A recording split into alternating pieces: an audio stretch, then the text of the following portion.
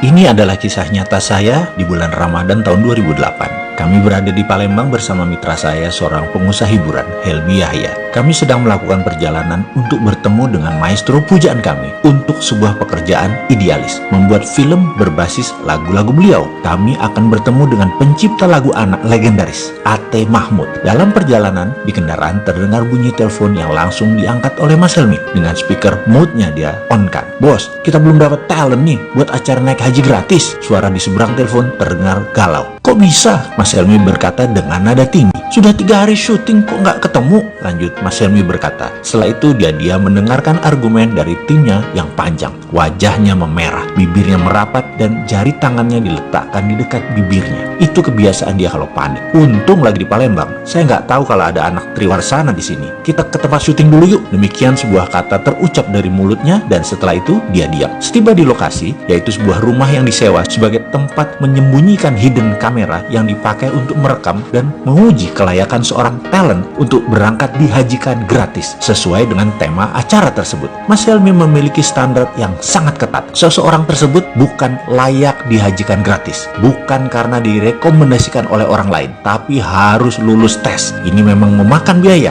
memang memakan waktu, tapi inilah kesempurnaan yang menjadi cirinya. "Mana data syuting talent hidden kamera yang kemarin-kemarin?" katanya lagi. Dalam sekejap dia menyaksikan video rekaman-rekaman para talent tersebut dites berbagai cara tesnya. Dengan hidden kamera kita memperhatikan Ustadz ini, Bapak Anu, ujung-ujungnya tidak ada yang layak. Lalu saya disuruh menilai. "Bosman, kamu lihat tuh yang dites pas sebelum Jumatan, 2 Ustadz." Mas Helmi keluar dengan muka merah. Saya turuti perintahnya dan menyaksikan. Biasa kami menggunakan penguji si Rini, spesialis pengujian. Cantik, dewasa, anggun, lengkap dengan jilbab dan aura kerendahan hatinya. Dia melakukan aksi ujiannya di depan Ustadz yang dimaksud. Dia datang jam 11.30 lalu berkata, "Saya ada masalah dengan perkawinan, saya ada masalah dengan suami saya," dan seterusnya. Dia bercerita sangat meyakinkan. Sang Ustadz talent tadi yang sedang diuji mulai berdalih, mulai mewejang dan menyaksikan adegan tersebut. Maka saya tahu sekali mimik wajah dan gerak mata seseorang yang dalam tanda petik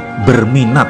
Darah saya langsung naik. Kok begini sih ini Ustadz? Ini orang terpandang di daerahnya yang direkomendasikan banyak orang. Menggeser duduknya dekat-dekat si Rini. Hidden kamera menangkap seluruh adegan dengan jelas. Dan yang mengherankan, dia abaikan sholat Jumat. Hilang rasa hormat dalam hati ini. Dasar buaya, saya berkata dalam hati. Di video satunya, setali 3 uang sama saja. Malah Rini pakai dipegang-pegang lagi pundaknya. Setiap beberapa kalimat dia menyentuh bagian tubuh Rini di tangan, seperti menepis kotoran dari jilbab Rini. Dan padahal nggak ada apa-apa. Darah emosi saya naik memuncak. Gile nih, sama aja, dasar bandot semuanya. Saya mendadak sangat marah. Sebagai pria, tahu banget niat laki-laki macam itu. Emosi saya naik. Saya keluar ruangan. Mas Helmi nafasnya turun naik dengan cepat. "Gila nih, besok naik tayang jam 4 sore, belum ada talent." "Di mana Rini?" "Lagi ada talent Pak, deket sini Pak." Demikian seorang staf Triwarsana menjawab. "Nih, lagi kita tes, live tuh di ruang belakang." Bergegas kami melihat seluruh kru berharap-harap cemas. Mukanya semua tegang. "Jauh nggak dari sini?" saya bertanya. "Nggak Mas, paling 500 meter." Jawaban kameramen Triwarsana. "Siapa dia?" saya tanya. "Dia guru bahasa Indonesia, kalau sore ngajar ngaji." Demikian komentar staf Triwarsana. Dalam monitor terlihat seorang bapak sedang duduk kelelahan. Dia habis ngajar ngaji. Di masjid masuklah Rini. Dengan gayanya yang meyakinkan dia berkata, "Pak, saya ada anak usia 8 tahun, kelas 2 SD. Saya sudah tidak kuat merawatnya." Dipotongnya kalimat tadi ditambah dengan emosi. "Nakal banget Pak dia. Saya mau buang aja. Saya mau kasih bapak aja. Saya udah nggak tahan ngurus anak itu." Si Rini menyelesaikan kalimat dengan muka memerah dan membetulkan jilbab sehingga lekuk tubuhnya sengaja yang berbentuk seksi tersebut terlihat. Sang bapak membuang muka. Kemudian dia menundukkan sambil menjawab, "Aku terima." "Maksud Bapak?" kata si Rini lagi. "Ya, sini anak itu, aku rawat dia. Ini pasti kehendak Allah. Aku ikhlas." Dia menjawab sambil menundukkan wajahnya. Muka Rini terlihat gugup. Boleh saya serahkan ke Bapak anak ini hari ini? Rumah kami jauh Pak, di 7 Ulu." Rini menambahkan bobot ceritanya. Sang bapak memiringkan pantatnya, dirogoh sakunya, ada uang ribuan berlembar-lembar, kira-kira 15 lembar. Dia berkata, "Uangku hanya segini, diberikan ke Rini semuanya. Kamu ambil angkot, bawa anak itu kemari," tuturnya dengan santun.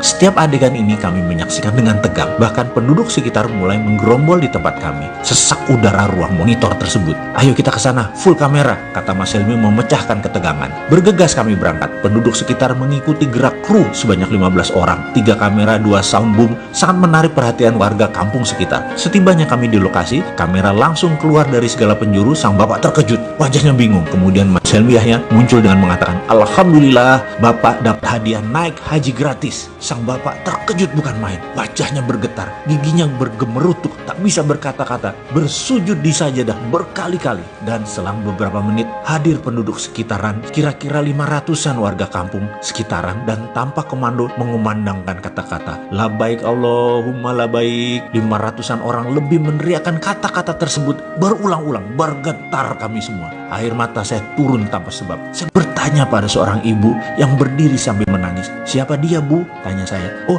dia Pak Rahmat. Dia guru bahasa Indonesia di SD sini. Setiap bulan dia memberikan setengah dari gajinya untuk membayar anak-anak dengan permen, dengan apapun supaya mereka mau mengaji," jawab sang ibu sambil menggendong anaknya yang sudah agak besar. "Setengah?" saya terperanjat. "Iya," lanjut ibu tadi, "dan itu dia sudah lakukan 25 tahun kira-kira. Saya adalah muridnya pertama-tama. Karena sangat miskin kami tak sanggup belajar, tapi dia membimbing kami. Sekarang pun anakku belajar ngaji sama Pak Rahmat dan masih diberi bonus hadiah supaya rajin mengaji." Saya tersentak. Saya menyaksikan seorang bapak, ia lagi dipakaikan kain ihram, dikumandangkan talbiyah "Labaik Allahumma labaik" oleh separuh kampung, warga kampung yang ternyata mencintai dia. Diarak beramai-ramai dari masjid ke rumahnya, tepat di kediamannya yang hanya berjarak 200 meter dari masjid, untuk dipamitkan dan untuk memohon izin kepada sang istri. Setiba di rumah yang masih beralas tanah, sepasang suami istri renta berpelukan. Saya masih mendengar sang bapak berkata, "Allah mengabulkan doa kita, Bu. Aku berhaji. Aku yang miskin ini berhaji." Suaranya lirih.